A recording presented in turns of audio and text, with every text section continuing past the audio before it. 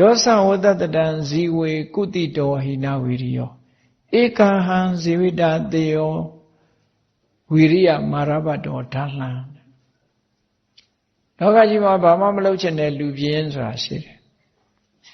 ဒီနေရာမှာလူပြင်းဆိုတာကုသိုလ်မလုပ်ချင်တဲ့လူပြင်းပေါ့ဘာမှမလုပ်ချင်တချို့ကိစ္စကဒီဘဝအတွက်အကျိုးအတွက်လုပ်ရတာဥပမာဈေးရောက်တယ်ဈေးဝယ်တယ်ဒီဘဝအတွက်အလုပ်လုပ်တယ်ဒီဘဝအတွက်အလုပ်လုပ်တဲ့အလုပ်တွေရှိတယ်အခုပြောတဲ့ဟိနဝိရိယကုတိတဆိုတာဘာတော့ဆို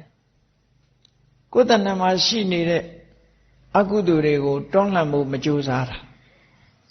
ဥပမာလူကစိတ်တူတတ်တယ်စိတ်တူတာလေးကိုငါစိတ်တူတယ်နော်သူများကိုချင်းချောက်မြောက်ကိုရီးယားလို့ဒုံးမြန်ကြီးထောင်းထမ်းပြီးတော့ခြောက်နေသလိုပဲငါစိတ်တူတယ်နော်ဆိုပတ်ဝန်းကျင်ကိုချင်းချောက်အဲ့တော့ကိုလုံးဝမှာအဲ့ဒီဒေါသလေးကိုလက်ခံထားတဲ့လူကအပြင်းလို့ခေါ်တယ်အေးကိုယ်တဏ္ဍာမှာ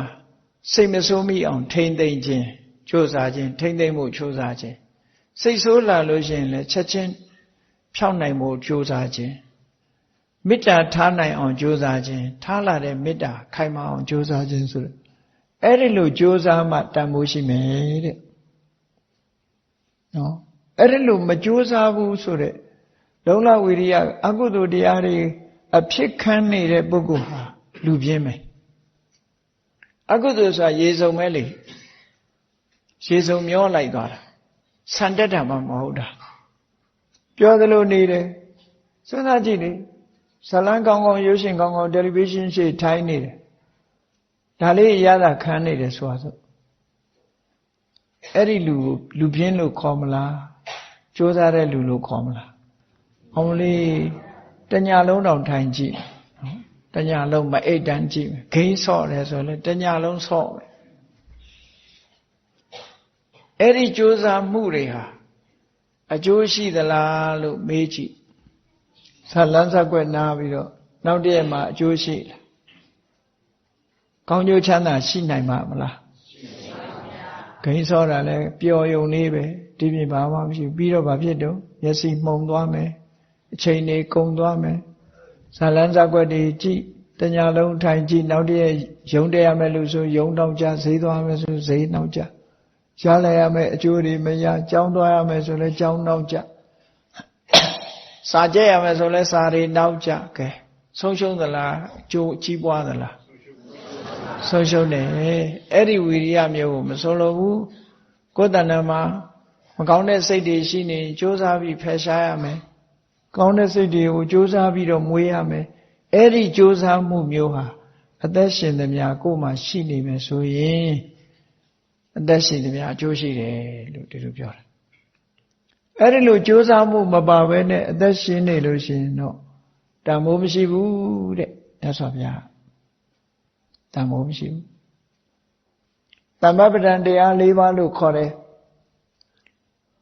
မကောင်းတဲ့စိတ်မဝင်နိုင်အောင်ဆုတ်ပိတ်ရမယ်ဆုတ်ပိတ်လို့မနိုင်ဘူးဝင်လာပြီဆိုရင်ဖယ်ရှားရမယ်ဖယ်ရှားဖို့ကြိုးစားရမယ်ကောင်းတဲ့စိတ်ကလေးကိုဖြစ်အောင်လုပ်ရမယ်မဖြစ်သေးရင်ဖြစ်အောင်လုပ်ရမယ်ဖြစ်ပြီးရင်တိုးပွားလာအောင်လုပ်ရမယ်ဆိုလေးဘက်လေးတန်ကကြိုးပမ်းမှုဆိုတဲ့ဝိရိယရှိရလူဘဝ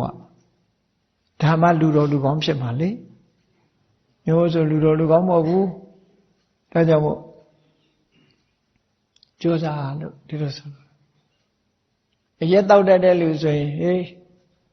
မတောင်းမိအောင်ကြိုးစားမယ်မတောင်းမိအောင်ကြိုးစားဆုတ်ပိတ်ထားမယ်တောက်ဖို့တငယ်ချင်းတွေကခေါ်လာပြီးအရက်ပဇာနာရောက်ပြီဆိုရင်အရက်အစာရေတောင်းလိုက်မယ်ဟောမတောင်းမိအောင်ထိန်သိမ်းဆိုကြိုးစားတယ်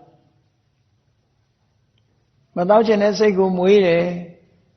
အဲ့ဒီစိတ်ခိုင်မာအောင်လုပ်တယ်ဟောဒါကိုကြိုးစားတယ်လို့ခေါ်တယ်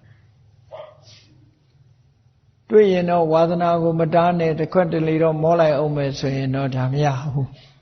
ပြင်းရတဲ့လူလိုပဲခေါ်တယ်အဲ့ဒါဘာလို့အကုသိုလ်ရေစုံမျောတာလေသူကမျောလိုက်တာအဲ့ဒါလို့ဆိုတာနော်ဒါကြောင့်မို့လို့ ဒီမြတ်စွာဘုရားကအသက်ရှိသမျှအကျိုးရှိစေရမယ်ဆိုတာဘာလဲအကုသိုလ်